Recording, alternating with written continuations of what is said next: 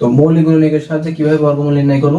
এখানে একটা সংখ্যা দেওয়া আছে 3136। এই সংখ্যাটা স্বাভাবিক অবস্থায় আমরা কি করি, যেহেতু এটা একটা জোড় সংখ্যা, তাহলে আমরা 2 দিয়ে ভাগ করতে পারি। তো 2 দিয়ে ভাগ করলে এটা তোমার কত হবে না, যেহেতু এই 2 3 এর ভিতরে একবার যাবে, 2 1 কে 2, হাতে 1 থাকছে, তাহলে 1 আর 1 11 হচ্ছে এখানে। তাহলে আমাদের 5 দুগুণে 10, হাতে 1 থাকছে পাশাপাশি, তাহলে 13, 6 দুগুণে 12 হচ্ছে, হাতে 1, আর এখানে 6 নিলে 16, মানে 8 দুগুণে 16।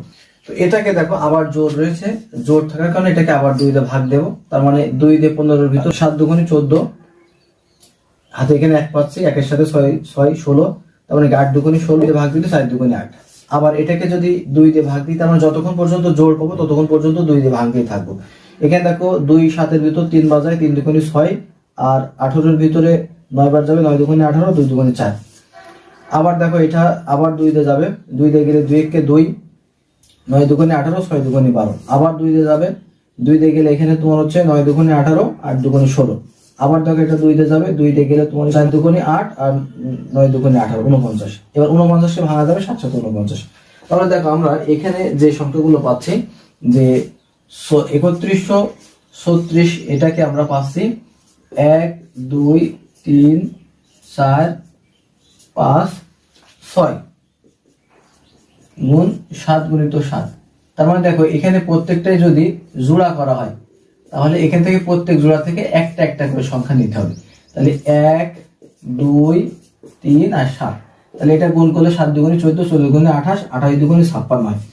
এটা তাহলে দেখো এই 56, অর্থাৎ এই 3136 এর বর্গমূল হচ্ছে 56। তো দেখো আমরা এই যে 56 হয়েছে, এটা তো মৌলিক গুণনীয়কের সাহায্যে। এটা দেখো আবার আরেক ভাবে করা যেতে পারে।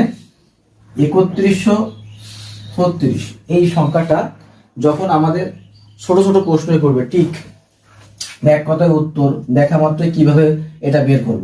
তো দেখো এটা আমরা দুটো দুটো করে যদি হিসেব করি, দেখো এখানে 36 আছে। এখন দেখো এই যে 36 6, তার মানে কোন কোন সংখ্যা পাবো যেটা বর্গ করলে 6 আসবে।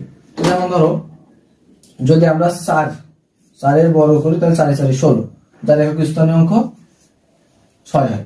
আবার দেখো 36, 6 6 36 6, তো আমাদের এই দুটো যোগফল আমাদের হচ্ছে 10 হবে। তার মানে 6 4 যোগ করলে 10 হয়। তার মানে দেখো 6 কে বর্গ করলে 6 6 36 হয়, যার একক স্থানীয় অঙ্ক 6। 4 কে বর্গ করলে 4 4 16 হয়, যার একক স্থানীয় অঙ্ক 6। এখন কথা হচ্ছে যে এটা আমরা কিভাবে নিয়ে আসবো। এই যে 31 দেখছো না, 31, এখন 31 এর কাছাকাছি বর্গমূল সংখ্যা কত? তো দেখো আমরা এই যে 5 5 আমাদের 25 হচ্ছে, 6 6 36 হচ্ছে। তো এখন এই 31